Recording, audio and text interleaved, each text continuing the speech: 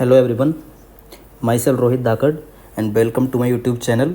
ये हमारे चैनल की पहली वीडियो है और आज का जो टॉपिक है वो है strategy for SSC JEE 2024 pre examination. तो आज हम इसमें कवर करेंगे कि जो भी टॉपिक मैंने दे रखे हैं इनके बारे में हम बात करेंगे यहाँ पे। तो पहला टॉपिक मैंने लिया है कि पेपर का पैटर्न कैसा होता है, ये बात करने वाले हैं। उसके बाद दूसरा है कि पेपर का जो एनालिसिस करेंगे हम कि किस में से आप नॉन टेक पार्ट में कितना स्कोर कर सकते हैं, टेक्निकल पार्ट में कितना स्कोर कर सकते हैं। उसके बाद कि आपको पीवाईक्यू कौन सी बुक से करने हैं और किस हिसाब से करने हैं। उसके बाद आपका आता है कि टेस्ट सीरीज़ का क्या रोल होता है आपके प्री एग्ज़ाम में। उसके बाद मैंने वो लिया है कि जो शॉर्ट नोट्स होते हैं वो आपको कैसे बनाने हैं, उनको कैसे यूज़ करना है पेपर से 1 मंथ पहले या 1.5 मंथ पहले, जो भी है आपके लिए। उसके बाद है रिकमेंडेड बुक्स की बहुत लोग पूछते हैं कि ये बुक करनी चाहिए, वो बुक करनी चाहिए।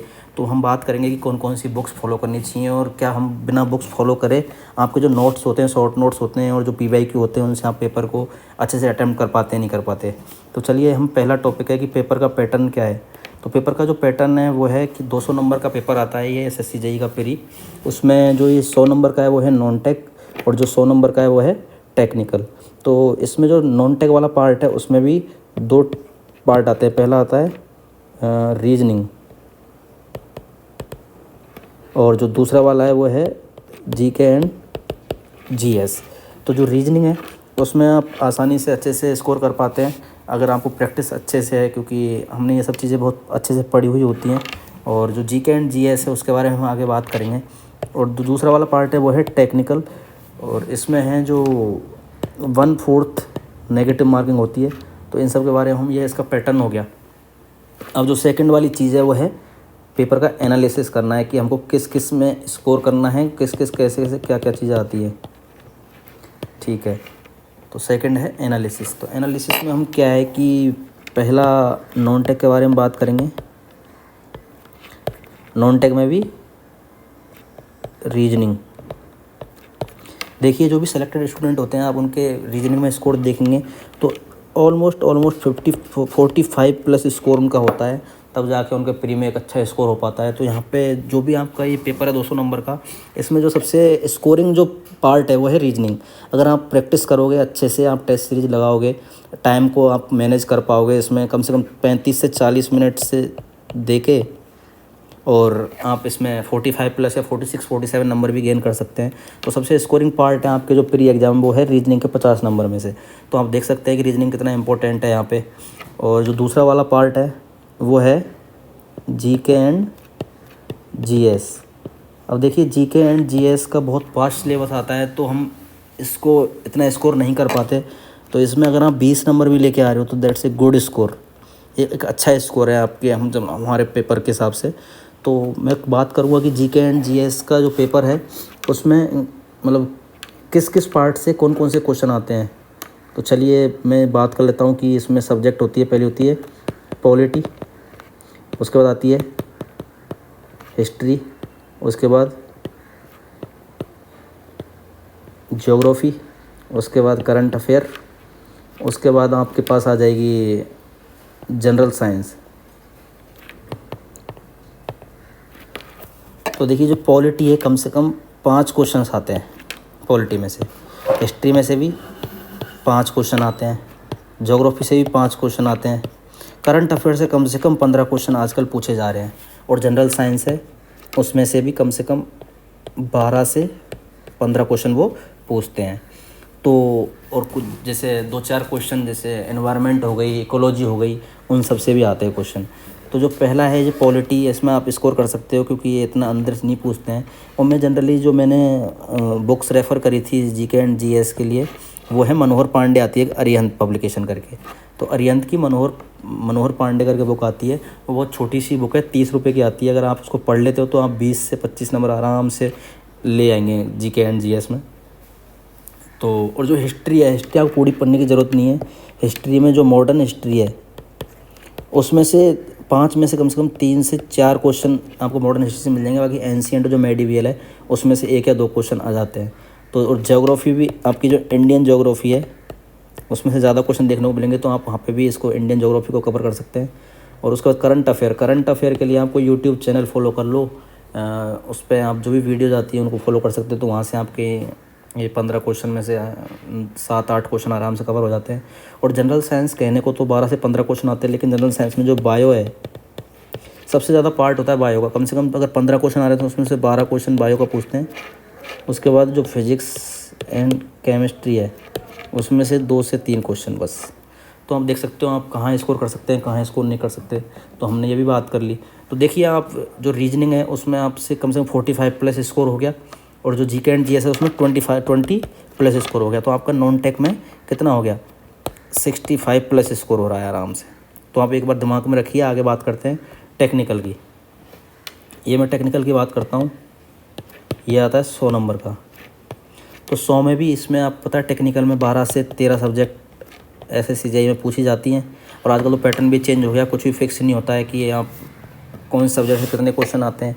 पहले 2017 से पहले ये सब चीज़ें होती थी कि आप बीएमसी, सर्वे, इन सब से बहुत ज़्यादा क्वेश्चन पूछे जाते थे। लेकिन आज के टाइम पे ऐसा बिल्कुल नहीं है कि जैसे 12 से 13 सब्जेक्ट हमारे सिविल में ये एग्ज़ाम में पूछी जाती हैं।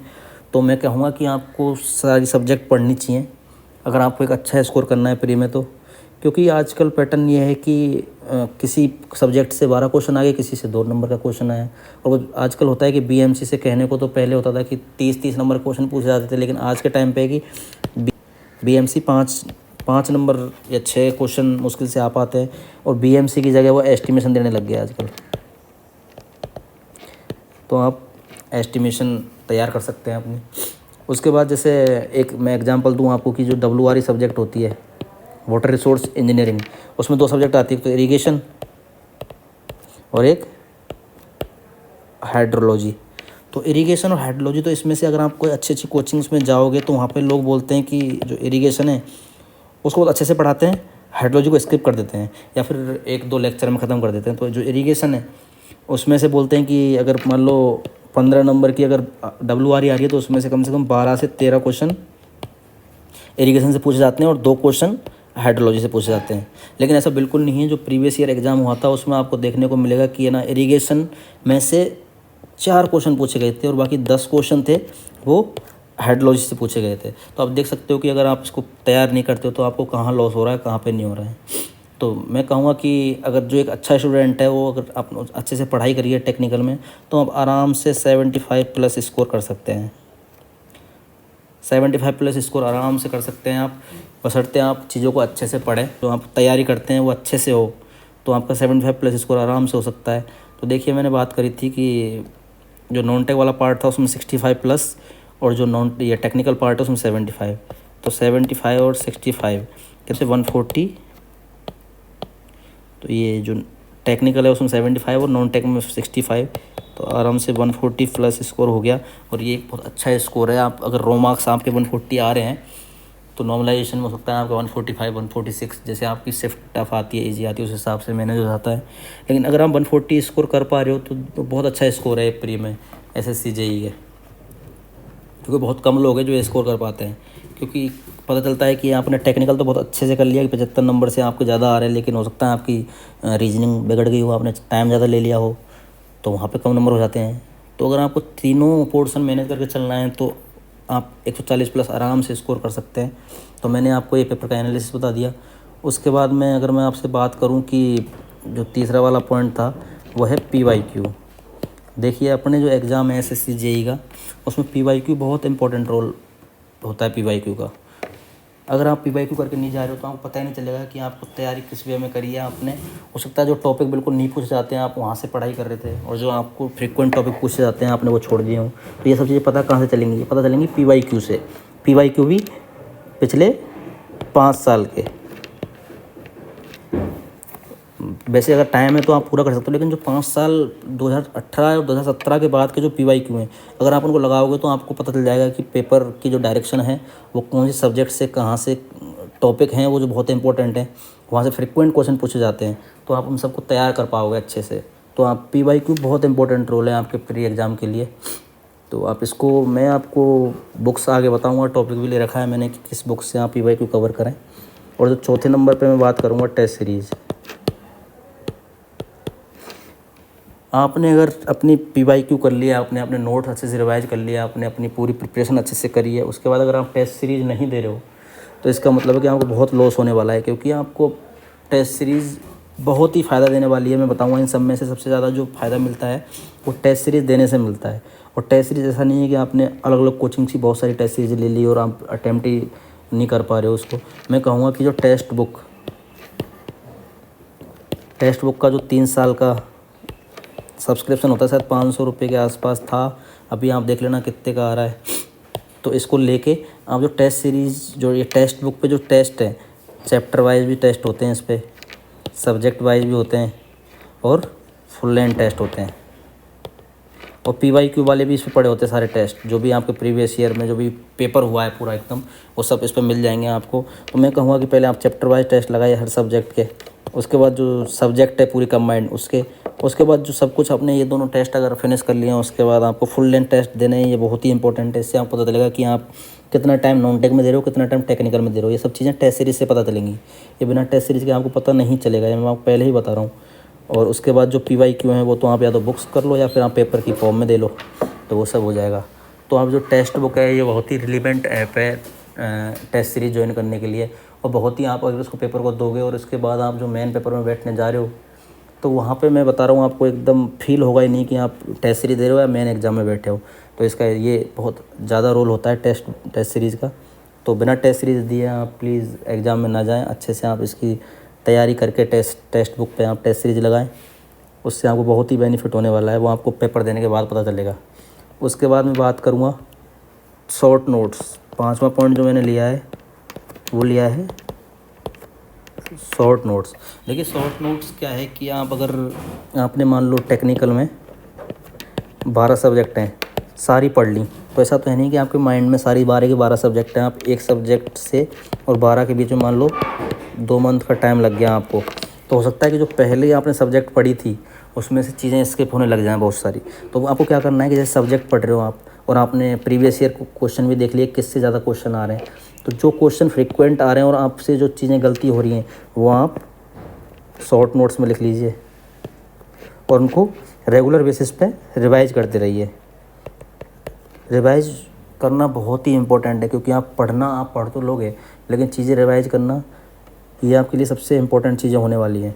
तो शॉर्ट नोट्स आपके पास हमेशा होने चाहिए, हर सब्जेक्ट के होने चाहिए, हर टॉपिक के होने चाहिए, जिससे कि एग्ज़ाम से 7 या 10 दिन पहले अगर आपको पढ़ना है तो आप सारी बुक्स खोल के, तो और सारे जो भी आप बुक्स पढ़ी आपने मोटी मोटी जो नोटबुक होती हैं वो सब पढ़ी हैं, तो वो तो आप पढ़ने पलट नहीं सकते। तो उसके बाद ये सब चीज़ें जो शॉर्ट नोट्स होते हैं वही काम आने वाले होते हैं, और उसी से कॉन्फिडेंस भी आता है। सबसे इंपॉर्टेंट है, अगर आपके पास शॉर्ट नोट्स आप पेपर से पहले रिवाइज करके जा रहे हो तो आपको कॉन्फिडेंस आएगा।